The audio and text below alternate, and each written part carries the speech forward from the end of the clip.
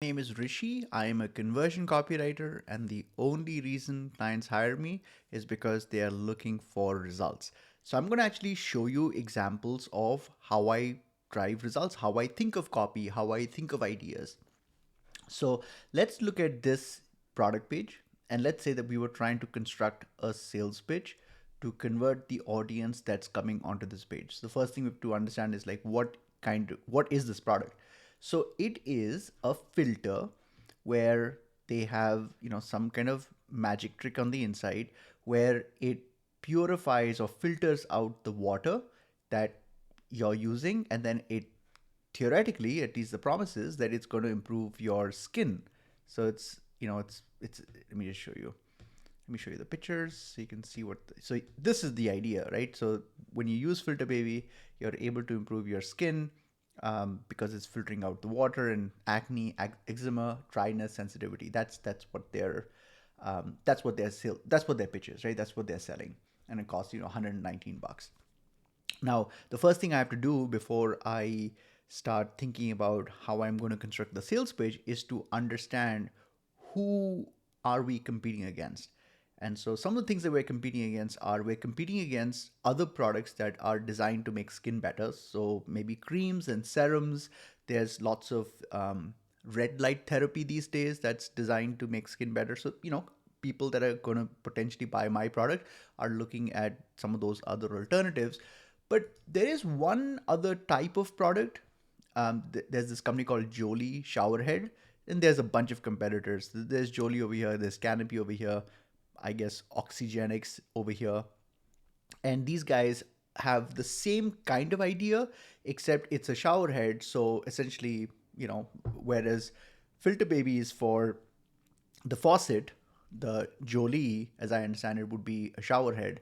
And I know that Filter Baby considers Jolie to be a competitor because they are competing directly against them in their ads. So, this company also does the same thing. So I thought to myself, and I've seen Jolie advertise quite a bit. So they're pretty pretty prominent.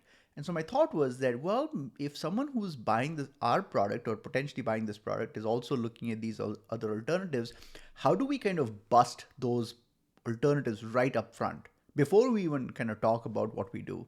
So this is the copy that I've come up with. So it starts off by saying, while developing this technology for sensitive skin, we considered applying it to a shower head. So right up front, I'm referencing the product, one of the product categories that I'm competing against.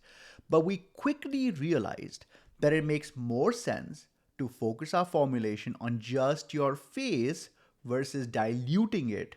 So I'm suggesting that in the shower head, it's going for your whole body. So essentially diluting the effectiveness by spreading it across the whole body.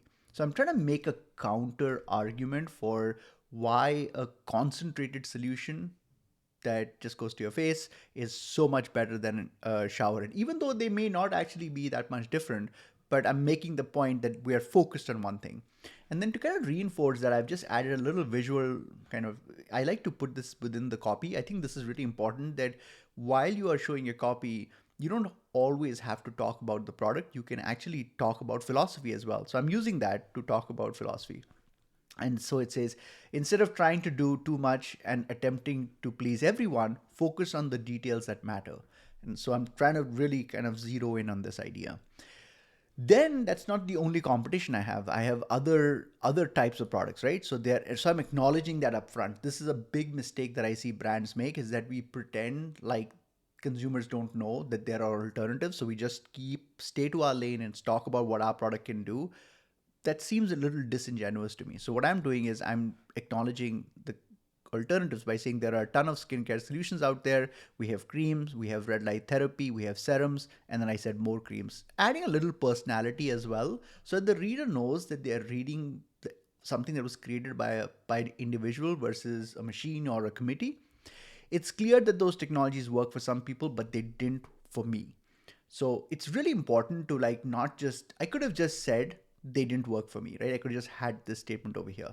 But by doing that, it it's difficult to believe that because they obviously exist. So by stating that they it's clear that they work for some people, you are being humble and people respond to that.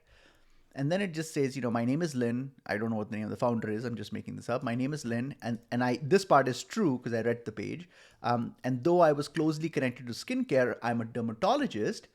I didn't intend to start a skincare company. So this is a little bit of a cliffhanger like, oh, wait a minute, you have started a skincare company, but you didn't plan to start it. So this is designed to get people to continue reading.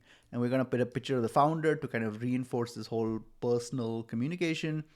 And then it says, it would have been so much easier to just buy a product that worked versus spending 4 years developing a solution. So I'm again trying to emphasize here, like I'm telling the reader that, if I had found a product that did the job, I would have not even bothered going through the headache of starting a company. But of course, the reader knows that I did start the company, which implies that I never found a product that did the job, which again gets them to be interested in this. Then it says going to the source. So I'm trying to make an argument over here, which is that pharmaceutical companies focus on creating fixes after the problem develops versus going to the source, which we all know to be true.